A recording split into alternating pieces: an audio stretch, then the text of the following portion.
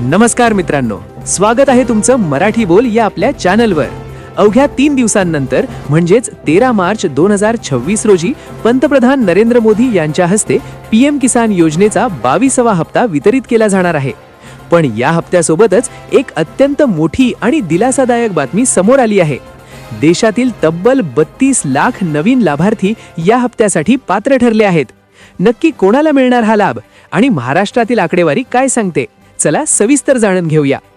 मित्रांनो, ज्या शेतकरी बांधवांच्या जमिनीची नोंद वारसा हक्काने झाली होती किंवा ज्यांचे रजिस्ट्रेशन झाले असूनही ई-केवायसी, आधार सीडिंग किंवा लँड सीडिंग सारख्या तांत्रिक कारणांमुळे हप्ते रखडले होते, अशा 32 लाख शेतकऱ्यांचे प्रश्न आता सुटले आहेत।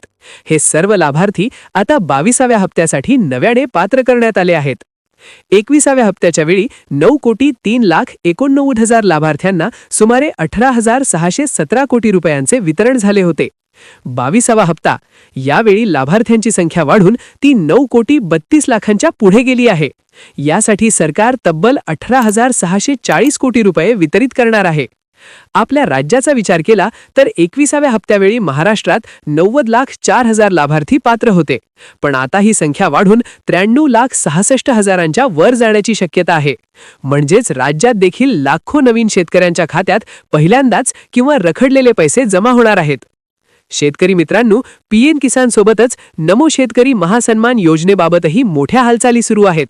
नमो शेतकरी 9 मार्चच्या GR नुसार निधीची तांत्रिक तरतूद झाली असून पीएम किसान सोबतच हा हप्ता मिळण्याची दाट शक्यता आहे। घरकुल योजना पुण्यश्लोक अहिल्यादेवी होळकर घरकुल योजनेसाठी 10 कोटींचा निधी मंजूर झाला असून जालना, बीड आणि परभणी सारख्या जिल्ह्यांच्या कामांना गती मिळणार आहे। तर शेतकरी बांधवांनो, 13 मार्चला तुमच्या खात्यात 2,000 रुपये येतात की नमो शेतकरीसह 4,000 हे पाहणे महत्त्वाचे ठरेल। तुमची ई-केवायसी आणि लँड सीडिंग पूर्ण आहे का, कमेंटमध्ये नक्की कळवा। सरकारी योजनांच्या अशाच खात्रीशीर अपडेटसाठी मराठी बोल चॅनलला आत्ताच सबस्क्राइब करा। पुन्हा भेटूया नवीन माहितीसह। धन्यवाद।